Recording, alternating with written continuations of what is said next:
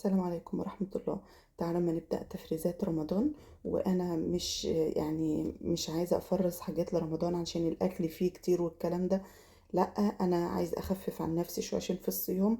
وكمان رمضان ده للعبادة، شهر في السنة منفوتوش أبدا. فتعالوا بقى إيه، نبدأ كده. أنا جبت هنا 10 كيلو طماطم. الطماطم ديت اللي هي عاملة زي التفاحة كده، مدورة. دي كلها بتبقى لحم كده وبتبقى منشية، يعني بتبقى عاملة زي النشا شوية كده. فبتدي قوام للصلصة حلو. وبترمي معاكي كتير، يعني بتديكي كمية كبيرة. فانا الطماطم جبتها وغسلتها وسبتها على الرخامة كده لتاني يوم، بتحمر معاكي زيادة، وخصوصا لو فيها ايه، حتت خضرة ولا حاجة. بعد كده بقى ايه، جبت الحلة على النار، حطيتها تسخن. وبعدين جبت الطماطم تقطعي فيها اي قطع كده عادي، علشان تنزل المية بتاعتها بسرعة. المية بقى، الحلة بقى ما فيهاش اي نقطة مية. بحط الطماطم لمدة 10 دقايق في الاول، اكون موطية لحد ما تنزل المية بتاعتها. بعد كده اول ما تغلي بعلي النار عليها، واسيبها بقى ايه، براحتها.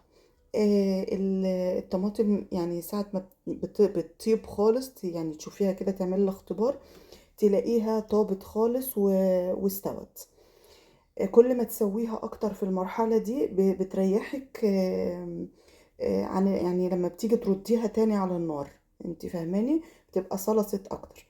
بقى سبتها هيت لما بردت بالشكل ده. فيها بقى المية بتاعتها دي نازلة كده، انا ما برميهاش يا جماعة.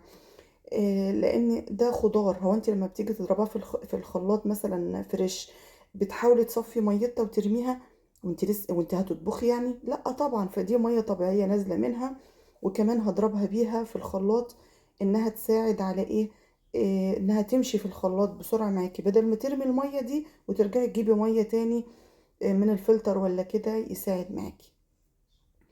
طابت بقى بالشكل ده هوت كده، وسيبيها تبرد خالص علشان ما تبوظش معاكي الخلاط. ولو في هاند بلندر تقدري ايه، آه تضربي بيه. انا هنا هضربها في قلب الخلاط. سبتها بردت خالص اهيت بالشكل ده، وهضربها وتاخدي بقى من المية بتاعتها اهي. لازم طبعا تصفيها، لان انتي بعد ما تضربها في الخلاط، حتى مهما كان الخلاط بتاعك بينعمها، مش هتبقي شايفة الشوائب اللي فيها الا بعد ما الطبيخ بتاعك يخلص. فهتبصي تلاقي فيه حاجات، يعني شوائب طويلة كده، اللي هي بتاعت القشر، وكمان البذور. فصفيها بقى كويس، وهتبقى معاكي بالشكل ده كده. وشايفين بقى البذر هتلاقوه تحت كتير. ده بتاع يعني خلاط واحد، لكن آم، الحلة كلها كانت جايبة شوائب كتير وبذر كتير يعني. خلصتها اهوت بالشكل ده كده. هردها على النار تاني. بس انا بعمل ايه، دي طريقتي انا بقى. انا لا بحط بنجر ولا بحط فلفل. البنجر بيبوظ الطماطم، بيخلي طعم الطبيخ مش حلو. مش حلو، بيضحك عليك اللي يقولك حطي بنجر. اما الفلفل الاحمر هو حلو، بس مش مع كل الاكلات، ما يليقش مع كل الاكلات. فانا بعمل ايه، هي الطماطم بس، وبحط علبة صلصة اللي هي المعلبة الجاهزة. بتخلي الطماطم الصلصة بتاعتك ليها قوام حلو، وكمان بتديها لون حلو. هنا على 10 كيلو حطيت 5 معالق سكر، بس ممسوحين خالص، اللي هي المعلقة اللي بناكل بها الرز عادي، بس ممسوحة. خلاص، يعني لكل 2 كيلو معلقة سكر ممسوحة. وما تنسيش، لو بتنسي اكتبي عليها، عشان ما ترجعيش وانت بتطبخي تاني تحطي سكر.